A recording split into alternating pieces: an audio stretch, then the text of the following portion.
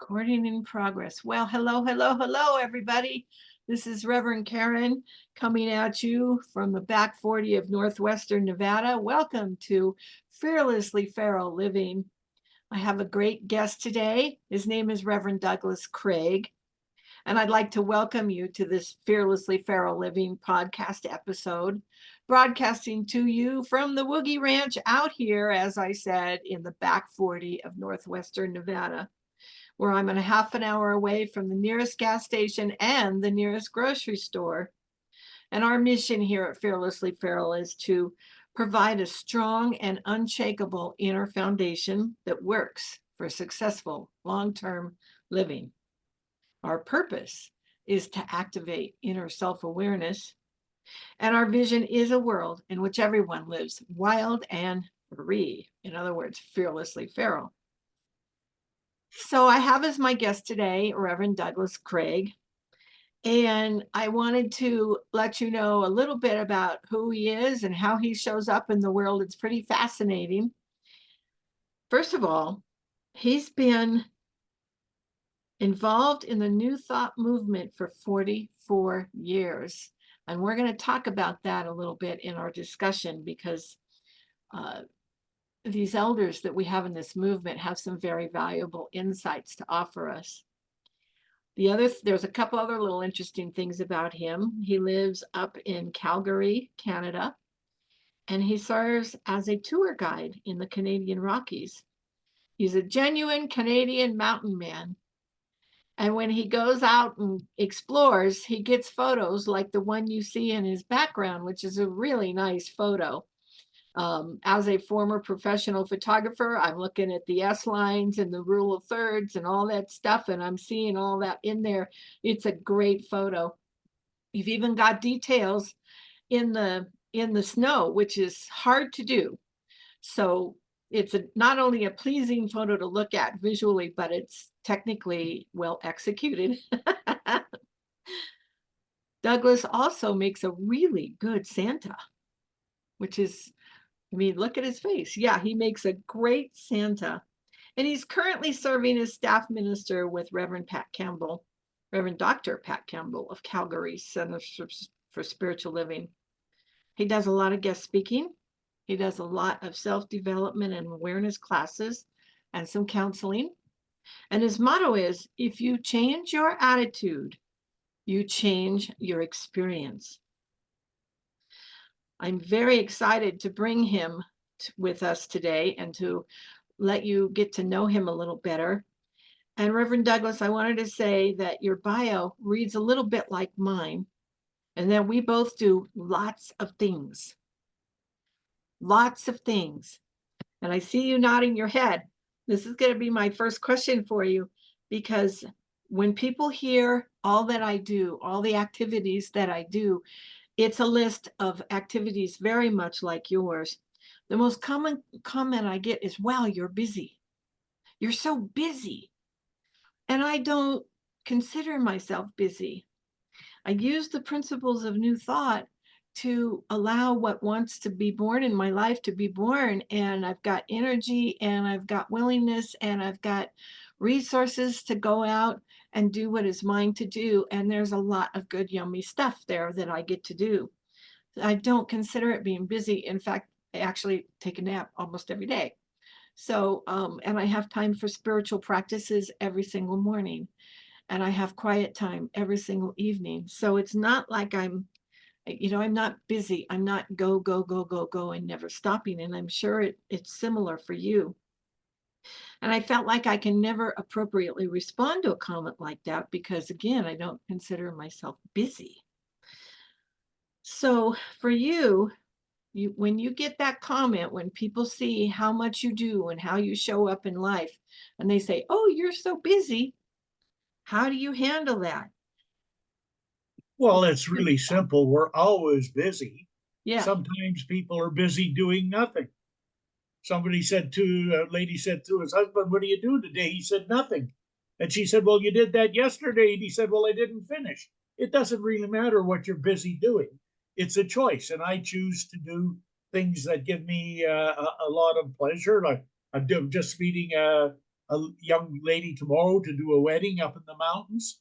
Uh-huh. So I'll guide her to a place where we can do them. I love doing weddings in the mountains. And like I said, one of my passions is hiking, and I take people on different tours. But I've logbooked since 1997 is over 5,000 miles hiking in the Rockies, so which Oh, is a substantial amount. And then, of course, I'm professional Santa on the off season, and I do guest speaking and do some work and volunteer work at our center and things like that, and counseling. And I'm a retired professor. I was a professor for 31 years in the School of Business in Southern Alberta Institute of Technology. And so, with all of that's what I bring to the table.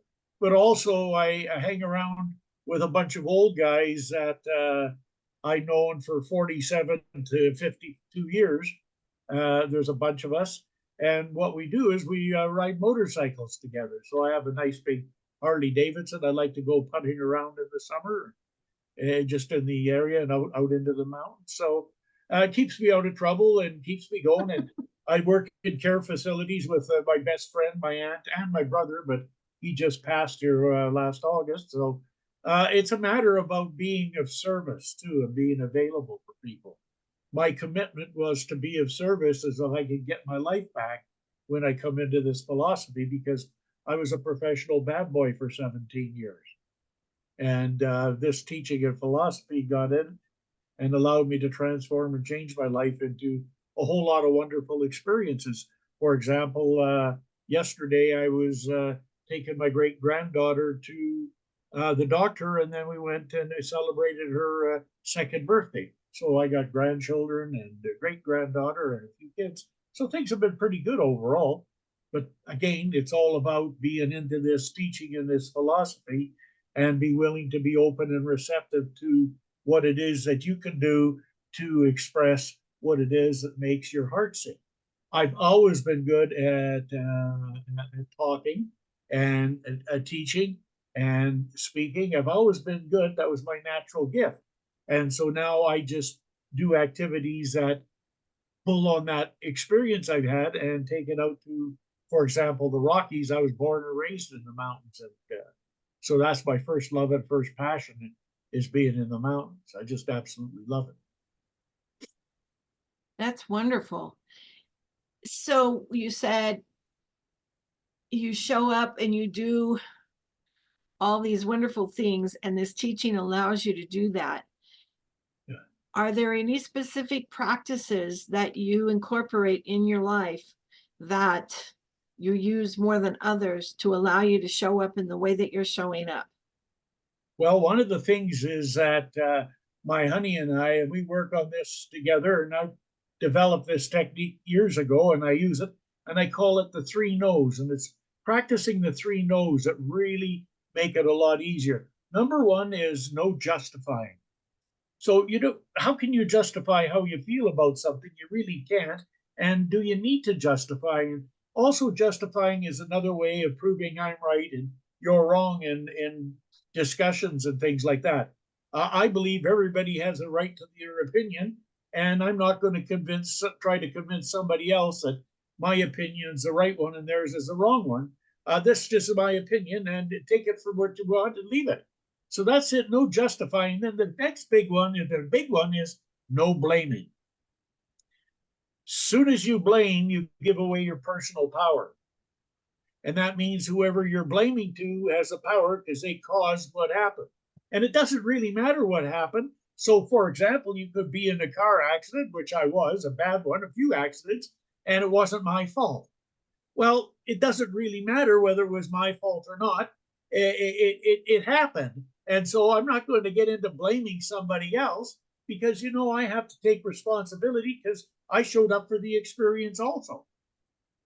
So it doesn't really matter. It's not going to ever resolve anything about who's right and who's wrong and blaming. It's just a waste of time and a waste of energy. It's, yeah, this has happened. Come to peace with it, resolve it, and then move on. And then the big one of the three that we work with, that we work this all the time, and it is so really important. It's the most important thing one can ever learn. It's called no attachment to outcomes. And one of the quick ways I can tell people how they're attached to outcomes, have you ever given somebody a gift and they never thanked you? And you thought, well, how ungrateful, they never said thank you. Well, you see, that's because you were attached to an outcome. When you give, it's not attached to anything. It's the gift. Whether the person accepts it gratefully or spurns you for it, or whether they give it away or they think it's terrible, it doesn't really matter. What matters is you give it and you're not attached to an outcome. Setting goals and objectives, that's great, but don't be attached to the outcome. It's good to have an expectation that good happens and to know that what's going to happen probably isn't what you had in mind, but it'll always be something like it and better. It's always better when you don't get. I can remember being attached.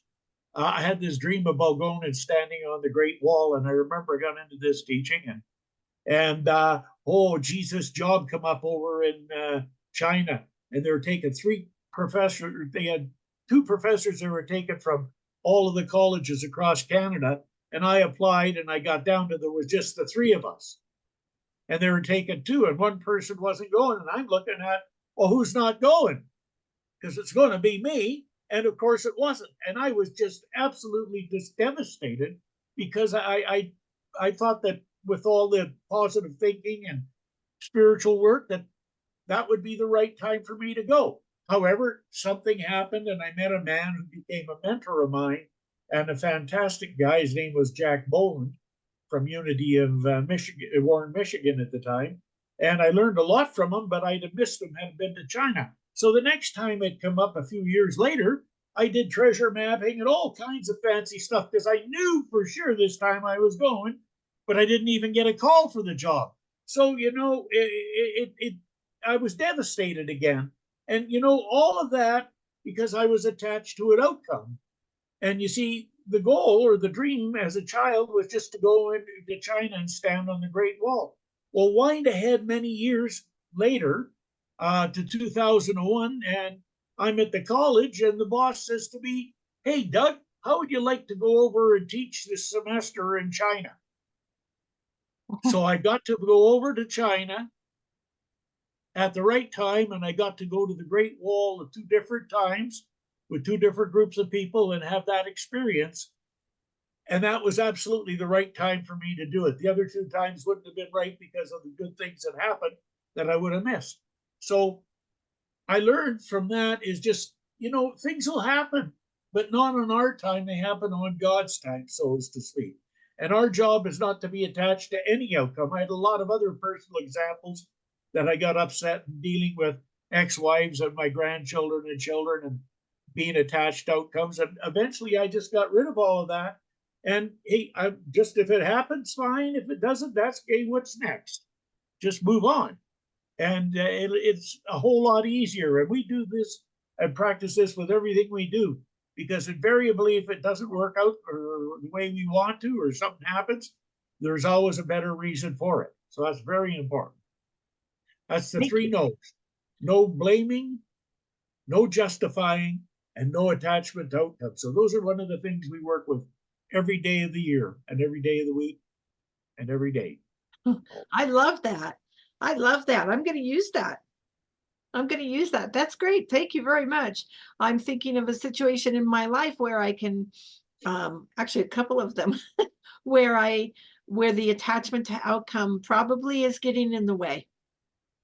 It usually does, and I remember working doing an interview with a bride and doing the rehearsal, and we were talking about the music, and she didn't like it at all. She was really growly, and I'm going, "What's wrong, dear?" She says, "Well, we got this music." I said, "Do you want that music?" She said, "No." "Well, who wants it?"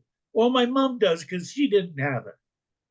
And I said, "Well, what would you like?" And she told me. I said, "I'm going to get you what you want." So I went and talked to the mom and explained to her how she was attached to the outcome of her daughter's wedding to such a degree that she was blinded to the fact of what her daughter wanted, and she was doing what she wanted because she didn't have it, and she thought she would have been nice for her to have it.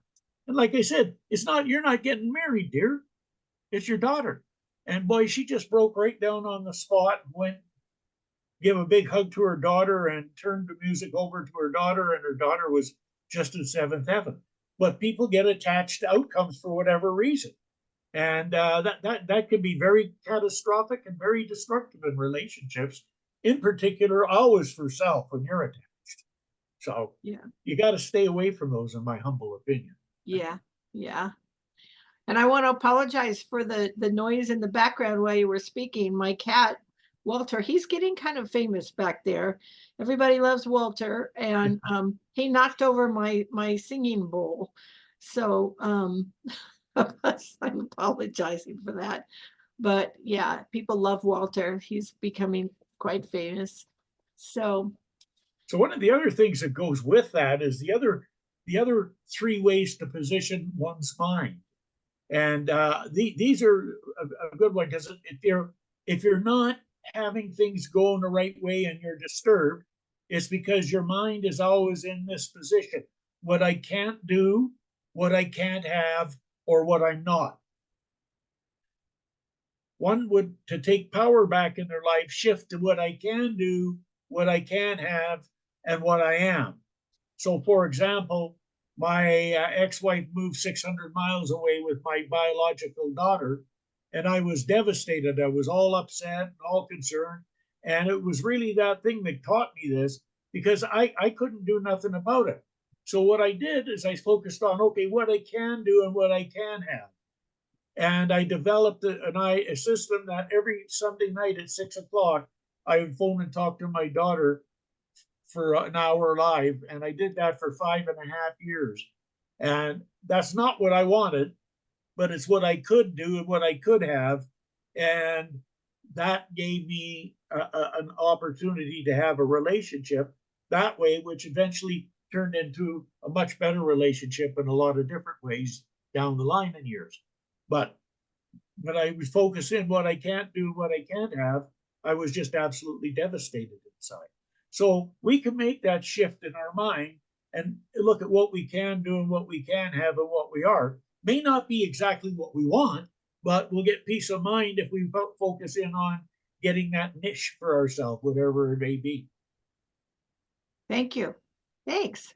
More good advice for me and probably for all of our listeners too. I really appreciate that. Yeah. You're on a roll this morning, or maybe you're always like this, huh? Yeah, I'm pretty much like this most of the time. Yeah. Yeah, yeah. My next question for you, Reverend Doug, is it's got to do with your length of time in New Thought. 44 years is a long time. I've been in New Thought for officially, I can't remember numbers. So let me do a brief bit of math in my head.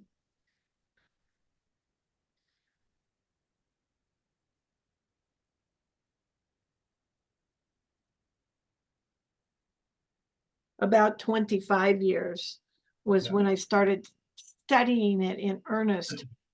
And I've even noticed some changes in my shorter time here in the ways that we approach things. The big one seems to be because we teach that that our thoughts are powerful and that our thoughts have a great effect on what happens to us in our lives. And for a long time there was a certain form of abuse going on where someone would show up with an absolute disaster or tragedy, and a practitioner or even sometimes a minister would say, what were you thinking that led to that? And I used to do that to myself. And I recognized early on that I was abusing myself when I said those kinds of things. So I've come to a certain part, balance point where, yes, I know that my thoughts create.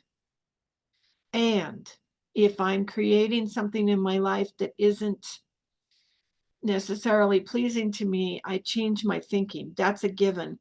But I also know that because of oneness, we're all connected in this world, and our thoughts aren't the only thoughts that are floating around out there. And there's a lot of stuff going on. Ernest Holmes referred to that as the group consciousness or the race consciousness. There's a lot of stuff going on out there in the world, and sometimes stuff just happens. And Mhm. like you said, no fault, no blaming. Sometimes it just happens. And this teaching can allow us to deal with whatever happens in our life when it comes up. So today I actively hear, I mean, I did an interview just last week where someone addressed that and came right out and said, we don't say that kind of stuff anymore. We just don't say, what were you thinking to create that in your life? So that's one of the changes that I've noticed, but I'm sure you've noticed a lot more in this movement. Do you want to speak to that at all? Well, I'm going to speak to it on a broader perspective because the change is the result of generational change Okay. and the way things work. Being a college prof for 8.5 years and stepping out to be a minister full time for 10, then back in for another 21 years as a college prof, it gave me an opportunity as I aged to see the students were always the same age when they come in, between 18 and 20. And so over the years, I got to see the generational changes and about the way to approach them. You have to approach each generation a little bit different than the other. So it's not about, it's totally about changing your approach to situations and how you connect with people. And I had to learn that even before I got into this teaching because I was always negotiating with police and stuff like that because I was in trouble a lot. And so it's all about your presentation and taking that presentation and putting it in the context of the time that you live in. And it's not about, oh, well, we don't do that anymore. Of course not, because why would you do something that's not relevant? The teaching itself and the philosophy itself is relevant, but the way we approach it and the way we present it is not relevant anymore. Okay? It just isn't. Even in the last 4 or 5 years since I've retired, I got a couple of buddies still teaching, and it is so totally different now in just those 4 years than when I left. And it's just because that's the way it is and that's what's relevant. So what we need to do is we need to get out of our off our position as an individual and as a teacher, get off our position and step into the position of what's really going on now. And if we take an inclusive approach, then we'll make connections using our past with the present and get the same kind of teaching across and the same kind of learning across. And it's not about, well, what did you do? We all know, everybody knows that you're in your position because of the predominant thought of your individuality. And of course, there's the consciousness of the genetical structure in your race environment. That's all definitely creates what we are today. And so it's not a matter of asking someone, well, what were you thinking that got you here? It's a matter of saying, okay, this is where you're at. What would you like to create for yourself? And let's start here and work forward. And then, a lot of people say, well, I want to solve my problem. You don't look to solve problems. I could give you 100 problems that you've got to solve problems. You can work on them the rest of your life. Not relevant. Our past is not relevant until it comes forward to meet us in the future and where we're going. So as we're moving forward, then anything that's from our past that needs to be done will jump right back in our face. And it'll be an old animal that we've seen and we're friends with. And what we do is come to learn about that in context of where we are today, resolve it, and maybe we see what it was in the past and how it got there. But that's how we move forward. It's not a matter of what's in your thinking that got you here. It's what do we need to do to move you from where you are to where you want to be? Always proactive, never reactive. That's making a judgment when you say that about, well, what are you thinking? Or that's not the way we do things anymore. Everything has changed. I've been quite beside myself with a lot of the presentations of the newer ministers, the last few conferences I've gone to, because I haven't been to many for a long time. And it's a real eye opener for me how things are different. However, the basic thing underlying that is the truth. And it's a matter of how the message gets out to the greater good of everybody. And that's up to us not to be a dinosaur. I mean, I sat and listened to Raymond Charles Barker do talks, and he was an Ernest Holmes student, you know, Mhm. and one of his best students, his greatest students. And what he says then is relevant today. It'll be relevant through the ages. It's just how he presents it is wouldn't probably resonate as well today with the newer generation, the ones that are in their 20s and early 30s, as it would have when I was that age listening to him speak. It's different, you know, and we got to go with that flow, and we've got to move forward and keep ourselves flexible, and that keeps us up. Like when I work with young people always say to me, "Well, how can you work with a group of young people? How does an old fart like you make a connection with them?" Well, I do it this way. I ask 4 questions. Anybody know anybody here that was murdered? Anybody know anybody here that committed suicide? Anybody know anybody here that died of a drug overdose? Anybody know anybody here that was killed in a vehicular homicide or a vehicular accident with drugs or alcohol involved? And you know what? There's every hand eventually goes up. And so when I talked to him, I said, "Well, yep, so do I." And then the next thing I do is I've talked to thousands of kids, and I never tell them what to do. Never. Never have, never will. Doesn't matter. However, what I can tell them, if you're 15 or 16, I can tell you what the next 15 years of your life might look like if you live and continue on with these kind of activities. Because that I know, and that I lived, and that I seen with my own 2 eyes, and I've been through all that. So that's about making a connection with people, and that creates a validity. And I've got students of mine that I taught in the early 80s that I'm still in contact with. Okay. Yeah. Because I connected with them at that time with something that was relevant and touched them. I do weddings for ex-students of mine that I did, and I'm doing one in July. He's number 34 of my ex-students I married to their spouses. So, you know, it's about connecting with people, and it doesn't matter about your age or your system. You just have to be willing to get off your personal position. Get off your position and get in with what's going on and make the connection that way. Whether you agree with it or not, it doesn't matter. This is just the way it's being done. I'm taking notes on what you were saying, by the way. That's Good. yeah. Yeah. I always say that the most important thing, this is one of the other, my standby, the one I use all the time. I call it standing in the eye of the storm. Mm. And of course, we know in the eye of the storm where the calmness is. The calmness, the eye of the storm is for me is I am calm, I am centered, I am peaceful, I am poised at all times and in all situations. And that is the pronouncement of having the faith of God rather than a faith in God. And, you know, one of my most favorite stories happened to me when I was teaching in China. We're in a medium-sized Chinese city of 14.5 million people. Been there 75 days. We're going home in 6. There's me and my buddy, and we're walking home from class one afternoon and stopped at the lights. And we got surrounded by a gang of thugs, 10 of them. They formed a circle around us, and the one guy stepped in the middle. I think he was a leader or the honcho, and he squared off against me because I'm the bigger of the two of the guys. So most people would get into panic and stuff like that. I go, okay, Doug's plan B. Doug's been in those kind of situations before. So he had the first 3 people he was going to attack and what he was going to do. But I had made a commitment to God in 1980 that I would remove violence from my life. So I said, okay, plan A, God's plan. You're on, God.